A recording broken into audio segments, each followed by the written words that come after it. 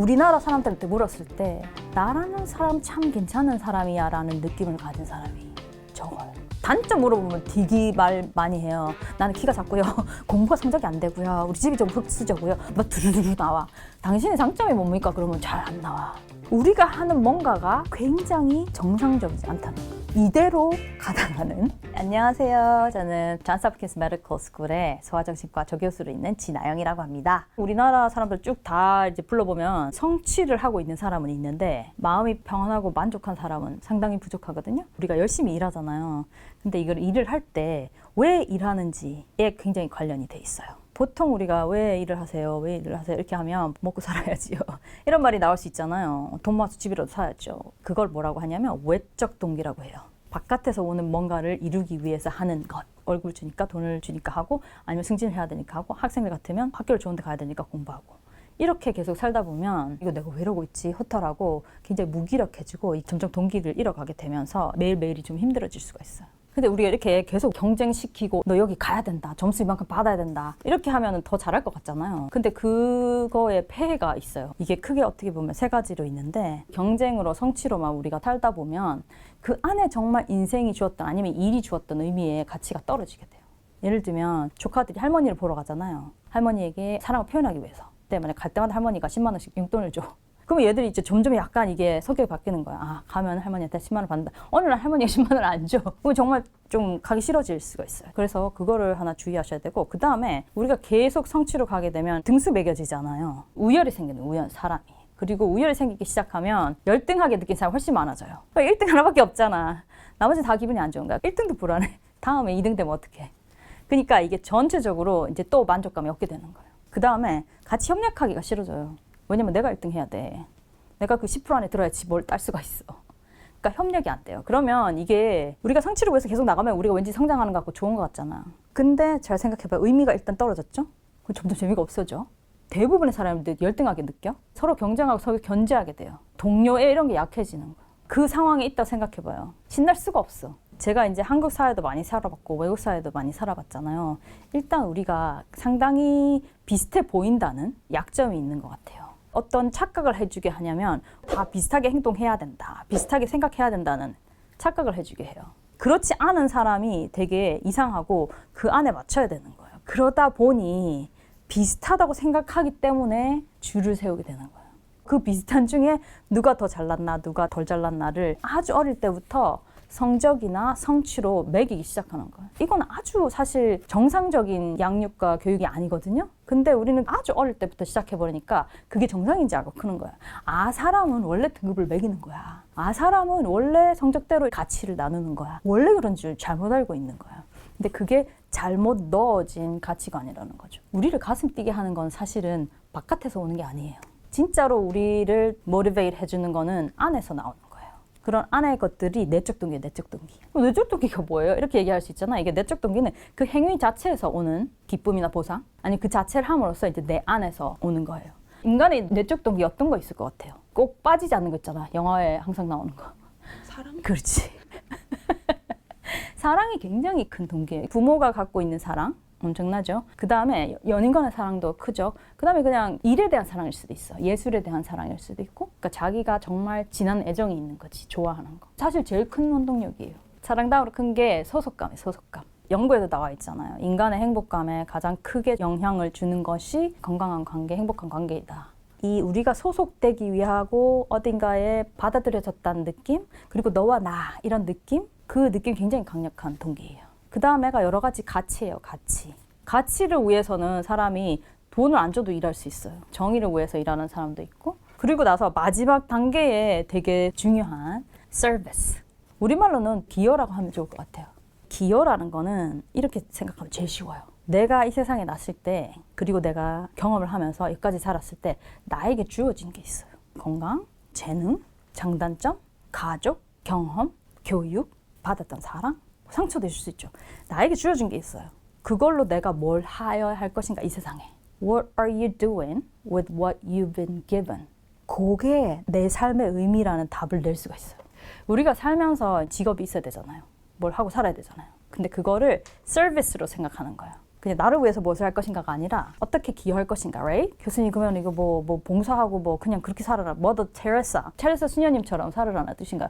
그 뜻이 절대로 아니에요. 우리가 보상을 받으려면 어떻게 하면 보상을 받을 수가 있어요? 저 사람이 하고 있는 문제를 내가 해결해 주거나 저 사람이 필요한 걸 내가 주는 거예요. 물건이 됐건 서비스가 됐건 그게 결국 우리가 하는 일인 거예요. 일. 서비스를 다른 사람에게 기여를 할 때 그게 돈이 되는 거예요. 그러니까 이거를 지금 부모님들이 되게 잘못 가르치시는 게 네가 다른 사람을 다 제치고 1등을 했을 때 네가 돈을 벌고 성공하는 거야 라고 가르치잖아. 실질은 거기 무슨 있어? 아까 그랬잖아. 그렇게 말하는 동기 그 오래 가지 못해. 왜냐면 의미가 없어지고 우열을 가지면서 열등감만 생겨. 그 다음에 서로 협력을 안 해. 서로 협력을 안 하면 발전할 수가 없어요. 근데 봐봐요. 애를 이렇게 가르쳤어.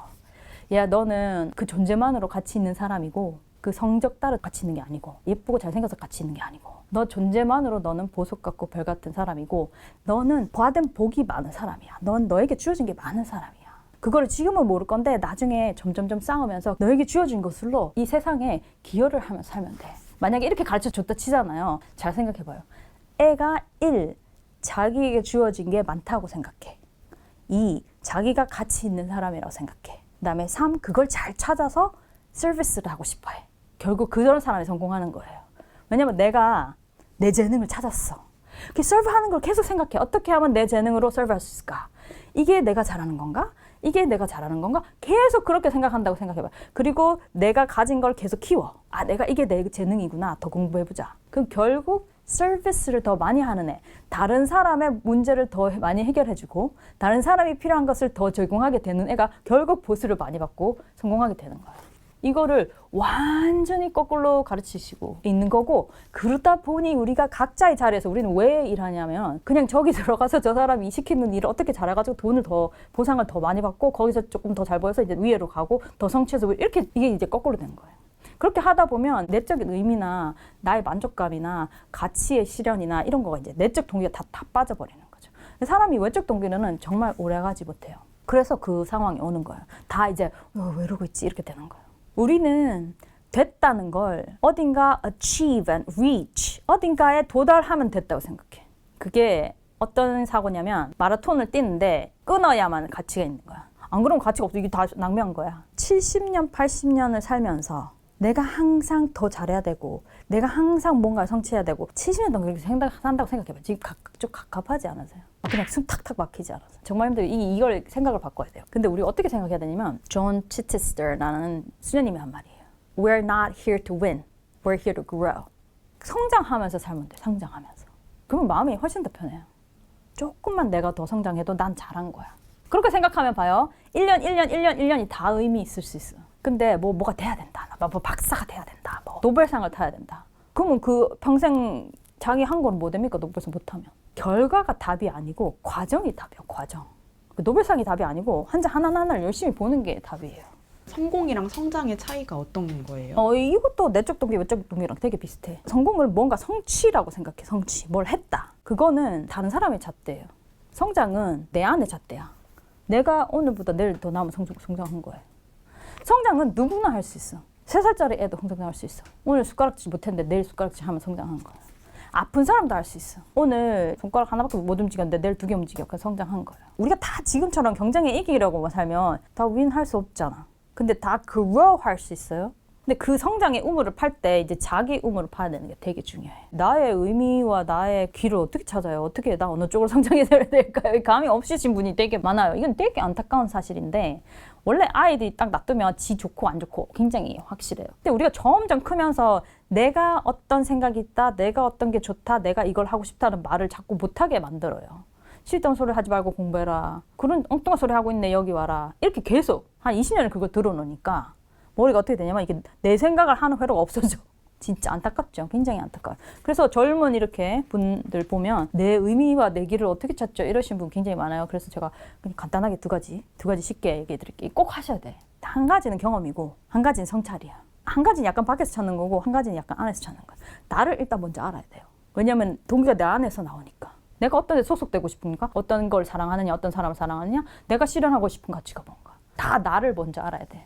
그러니까 경험을 많이 해보는 게 좋아요. 그래서 뭐가 중요하냐면 각각의 시간에 자기가 의미가 있다거나 그게 정말 나에게 기쁨 준다거나 내가 좋아한다거나 그런 내적 동기가 있는 걸 하는 게 중요해요. 왜냐면 그걸 하다 보면 나를 잘 알게 돼. 예를 들면 내가 음악이 재능이야. 몇 년을 했어. 안 돼. 결국에는 약간 전향하기로 했어. 그러면 그 몇 년이나 예를 들면 10년을 했다 쳐. 그 10년이 정말 loss, 없어진 거냐? 아니에요. 그 사람은 그 10년을 자기를 찾으면서 사는 거예요. 그러니까 경험. 요즘 억수로 좋은 경험 있어. 온라인 강의, 세바시 랜드 쭉 많잖아요. 그중에 내 느낌을 끄는 거, 그중에 나를 설레게 하는 거, 그중에 나의 호기심을 자극하는 그게 나은 거예요.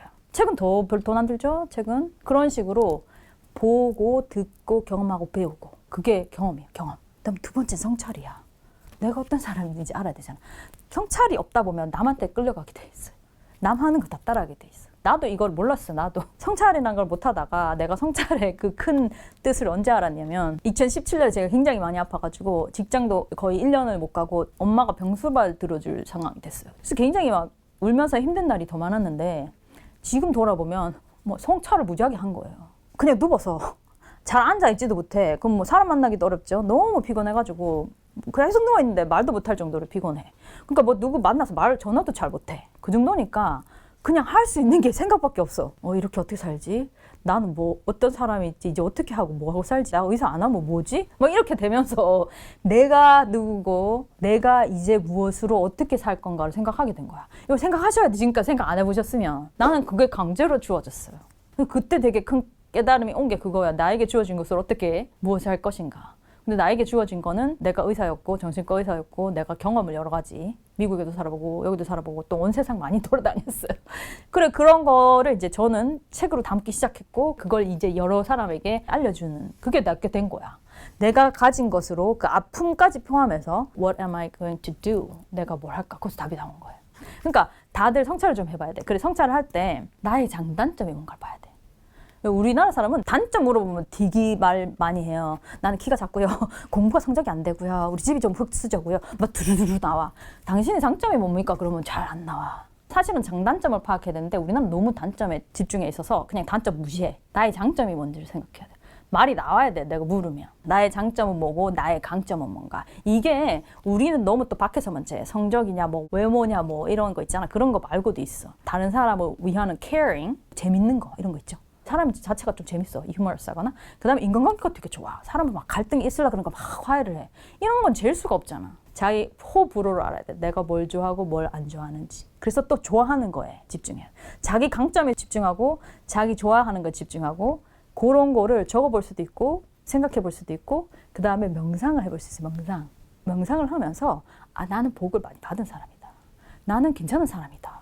이걸 계속 얘기해 줘야 돼. 그래야지 내가 뭐 괜찮은지 꺼낼 수가 있어. 계속 나는 부족한 사람이다. 나 공부도 못했다. 나는 대학교도 좋은데 못 갔다. 이러면 안 꺼내줘. 명상하면서 항상 그 얘기를 너는 잘하고 있고 You are doing good. You are blessed. 너 복받은 사람이고 I'm worthy. 난 가치 있는 사람이다. 이런 명상을 해줘야 돼. 그래야지 꺼낼 수 있어요. 녹지에서 걷는 게 또 되게 좋대요. 이게 머리를 맑히면서 걷는 게 뇌를 되게 활성화시키게 돼 있어요. 그러면 나의 의미에 대해서 생각해 보는 거예요. 그렇게 경험하고 성찰. 이렇게 하면 What I've been given. 나에게 주어진 게 뭘까? 그 부분이 해결되는 거야. 그 두 번째 남은 거는 What am I going to do? 그걸로 뭘 할 것인가? 그렇게 하면 인생의 의미의 답이 나오고 그런 일을 찾으면 신날 수 있어요. 의미를 찾고 그러면 좋을 것 같은데 그럼에도 불구하고 망할 것 같다. 이런 생각 되게 많이 할 것 같아요. Right. 그것도 우리에게 주어진 잘못된 훈련이에요. 뭔지 아세요? 망하면 안 된다. 내가 물어볼게. 앞으로 70년, 80년 사실 건데 절대 망하시면 안 돼요. 그렇게 얘기하면 뭘 해볼 수 있겠어요? 그러면 진짜 뭐 족쇄에 채이는 거예요. 망해도 괜찮다고 생각해야 돼요. 여기서 한 가지 주의해야 되는 건 폭망하면 안 돼. 이게 영어로 bite-sized failure가 있어요. 한입 크기. 꼴딱 삼킬 만한 size failure. 그러니까 사업을 하는 것도 그렇고 뭔가 시작할 때 막 대박 다 떨어져가지고 내가 이거 막 이게 생사 관련 때 이렇게 하기보다는 조그맣게 일단 먼저 해봐. 파일럿이라 그러죠. 파일럿으로 해봐. 다 망했어. 괜찮아. next pilot. 많이 하다 보면 한 개 얻어 걸려. 제일 중요한 건 내가 처음에도 말했지만 엉뚱한 거 하지 말고 자기 걸 하라고. 자기 걸 조그만 걸 해보라고 계속. 안 하려고 생각하면 안 되고 어떻게 망하는 정도를 조금 줄인 시도를 내가 해볼 것인가. 그걸 계속 궁리하셔야 돼요. 그러고 나서 해야 돼. 망할 것 같은 것도 해야 돼. 안 하면 어떻게 되느냐. 아까 그랬잖아요. 완전 족쇄치여서 발목 잡힌 요 조그마한 안에서만 살아야 돼요.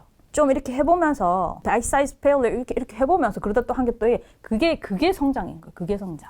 그리고 그거 자주 해보면 어떻게 되는지 아세요? 좀 망해도 괜찮아. 지금 절대 망하면 안 돼. 너 망하면 큰일 나. 절대 망하면 안 돼. 이렇게 한 번 망하면 어떻게 되겠어요? 좌절하고 일러지도 못하고 나 이제 포망해. 이 생 망했다 그럼. 근데 계속 바이 사이즈 페일을 해보잖아. 괜찮아. 오케이. 한 10개는 해봐야 된다 하던데 나 지금 한 2개 안 됐어. 그렇게 되는 거예요.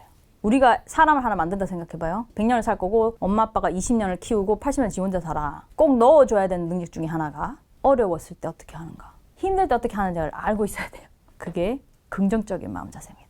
긍정적인 마음 자세는 뭐냐면 어떤 상황에도 좋은 면과 나쁜 면이 공존한다는 거예요. 내가 보이는 이 어려운 면이 있지만 저 뒤에 딴 면이 있을 수 있다는 거예요. 그게 긍정적인 마음 자세예요. 또 혹시 못 보신 분은 저의 세바시 레모네이드 강의를 보면 그 얘기 나와요. 내가 굉장히 좌절했을 때 인생이 너에게 시고 쓴 레몬을 주었다면 그걸로 레모네이드를 만들어라 이 말이 있잖아요. 그런 게 긍정적 마음 자세예요. 지금 이게 막 쉬고 쓰고 대도 안 한 상황이지만 이걸로 인해서 내가 성장할 수 있다. 내가 이걸로 성장하면 나 이긴 거다. 내가 잘한 거라는 거예요. 긍정적인 마음 자세를 하는 엄청난 요법이 있어요. 제가 가르쳐드리는. 바로 감사요법입니다. 시작은 어디서 하냐면 현실은 노답에서 합니다. 내가 다 선택해서 잘했어. 내 길로 간다고 했어. 근데 맨날 좌절이야. 계속 bite-sized failure야. 막 이렇잖아요. 그때 우리가 그대로 가면 이게 계속 부정적이게 돼요. 그때 내가 정신을 좀 차리고 약간 애를 써서 내가 감사할 거 찾아야 돼요. 여기 이제 내 노력 조금 들어가는 거예요. 모르겠어요. 없어요. 이러시는 분은 나에 대해도 감사해야 돼요. 야, 너 이렇게 힘든데 뭐 이 정도 하는 거 보면 너 정말 대단하다. 너 수고 많다. 나한테도 감사를 해야 돼요. 그 다음에 딴 사람한테 감사할 수 있죠. 내가 이러는데 그래도 우리 엄마 반찬도 싸주시고 이웃, 선생님 뭐 다 감사할 수 있어요. 그 다음에 물질이나 물건이죠. 나 그래도 집에서 잘 때는 있어. 아니면 건강. 나한테 건강 있잖아. 건강 있으신 분이 더 많죠? 그 다음에 마지막은 경험이잖아. 나 그래도 이게 다 failure라서 어렵긴 했지만 그때 그 사람을 만났어. 그리고 이걸 했더니 뭐라는 걸 알게 됐어. 얼른 생각해보니까 좀 나오지 않아요? 잠깐 요거 한 사이에 뇌에서 일어나는 일을 알려드릴게요. 그 사이에 머리에서 일어나는 게 뇌에 가는 혈류가 이 시상하부하고 그 다른 부분도 있지만 특히 시상하부로 갑니다. 조금 더 활성화돼요. 거기가 몸의 전체적 대사 같은 거 조절하는 거예요. 그래서 이런 상태가 되면 잠이 좀 잘 와. 좀 마음이 편안해져. 호흡이 조금 좋아져. 전체적으로 조금 몸이 평안해집니다. 그리고 또 뇌에서 일어나는 게 있어요. 세로토닌하고 도파민. 이게 뭐냐면 뉴로트랜스미터. 신경 절달 물질이에요. 신경에서 일을 할 때 이렇게 왔다 갔다 하는 애들이야. 소통하는 애들. 근데 세로토닌하고 도파민이 뭐냐면 세로토닌이 우울한 사람 항우울제 들이잖아요. 항우울제 들이면 그게 세로토닌을 올려요. 몸에서 요 감사요법 생각하는 동안 세로토닌이 올라가게 돼 있어요. 저절로. 그 다음에 도파민은 동기부여예요. 그래서 감사한 생각을 하는 동안 도파민이 올라가게 됩니다. 그건 저절로 내가 안 해도 돼. 감사만 조금 노력해서 하면 돼요. 이거 보면서. 이거를 어떻게 하냐면 적어도 되고 명상으로 해도 되고 기도로 해도 되고 그냥 주문처럼 외워버려요. 이거를 아침 저녁으로 해놓으면 힘들 때 여기로 딱 갈 수가 있어요. 훈련돼 버리는 거야. 누가 나를 좀 잘못했어 나한테. 억울해. 그때 또 돌리면 돼. 그런 식으로 저도 다른 사람에게도 맨날 가르치고 저도 스스로 하거든요. 뭐 사람이 다 좌절이 다 있잖아. 이거 돌리면 금방 훨씬 더 좋아져요. 이거 안 돌리면 어떻게 되는지 아세요? 저 나쁜 놈 망해라. 이렇게 됩니다. 부정적으로 흐르게 되는 거죠. 근데 그거를 탁 털고 요걸 돌리는 순간 그래도 나 감사한 게 이렇게 많아. 그러면서 기분도 좋아지고 다음 일을 할 수가 있게 되는 거예요. 그리고 요거 하나 또 가르쳐 드릴게요. 힘들 때 할 수 있는 매직 워드. 이게 우리가 힘들 때 항상 자주 하는 말이 이거야. 할 수 없이 해야 돼. 너무 많이 들어요. 저는 인생이 다 그렇지 할 수 없이 다 하는 거 아니야? 뭐 누가 자기 일 좋아서 하잖아. 어디서 I have to. 나 그냥 거의 딴 사람에 의해서 나 무조건 해야 돼. 이렇게 생각해. 나 선택의 여지가 없어. 막 이렇게. 이 이야기를 I have to에서 단어 하나만 바꾸면 마법이 일어납니다. 그 이웃 사람 중에 조금 나이 드시고 약간 풍채 있으신 분이에요. 아픈 거야. 그러니까 의사가 무조건 걸으라는 거예요. 동네 한 바퀴. 그래 할머니 이렇게 걷고 있어. 그래가지고 이제 다른 이제 이웃이 지나갔어. 그래갖고 하이 이러잖아요. 그러니까 이 사람이 걷고 계시나요? 이렇게 말했어. 그러니까 할머니가 나 I have to walk 그런 거예요.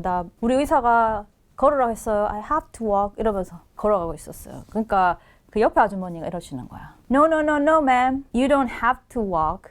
You get to walk. 할 수 없이 걸어야만 해요가 아니고 나 걸을 수가 있어. 걷는 기회가 있어. 그러는 거예요. I get to 이거는 좀 exciting 할 때, 신날 때 나 그럴 기회가 주었어. 이런 좋은 말이에요. 무릎이 더 아팠으면 못 걸었을 거 아니에요. 그러니까 할머니는 걸으면서 I have to walk 그러면 안 되고 I get to walk 해야 되는 거예요. 내가 그거를 듣고 나도 무조건 그렇게 해야지. 그러면서 퍼스널 트레이너가 내가 막 못하겠는데 계단 한 번 더 올라가래. Do I have to? 나 진짜 해야 돼요? 그렇게 말하고 싶잖아요. 이루는데 그래. Okay, I get to do one more time. 나 한 번 더 할 수 있는 게 어디야? 제가 무지하게 아팠을 때 잘 걷지도 못했어요. 이제 막 계단 막 이렇게 올라가. 오씨, 내가 사실 올라갈 때도 감동이었거든. 근데 한 번 더 하락하기 싫잖아. 그때 내한테 하는 거지. I get to do this. I have to가 아니고 I get to do this. 나 이거 못할 때가 얼마나 많았어? 나 지금 할 수 있잖아. 그래서 지금 자기 하고 싶은 일 되게 하고 계시는데 힘들잖아요.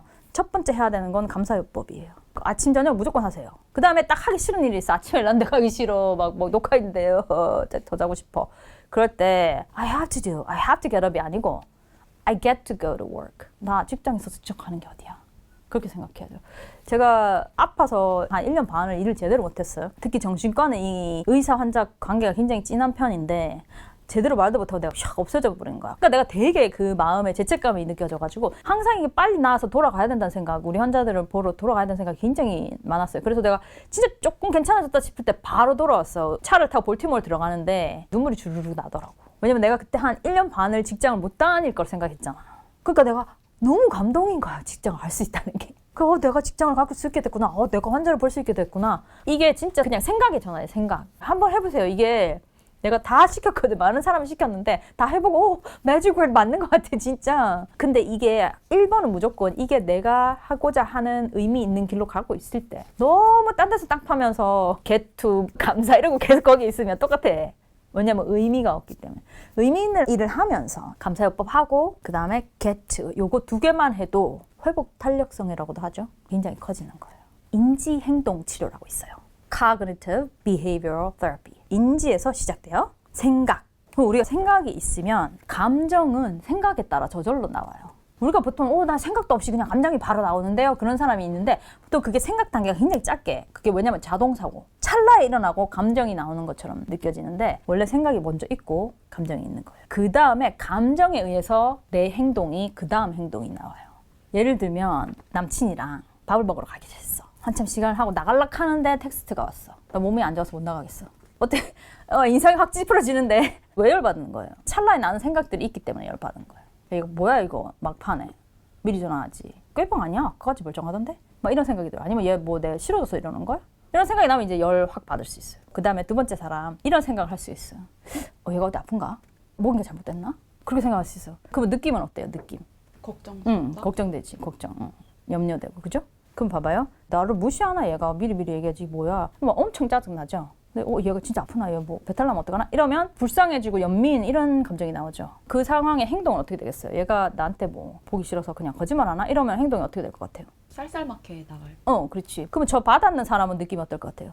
섭섭할 쌀쌀할 거 느낄 거죠. 그죠? 그다음에 이제 2번째 경우를 생각해봐. 얘가 아픈가 싶은 거 어떻게 될 것 같아요? 너 많이 아파? 내가 밥이라도 사다 줄까? 이렇게 되잖아. 그럼 받은 사람은 어떻게 될 것 같아요? 미안하고 고맙고 그렇죠.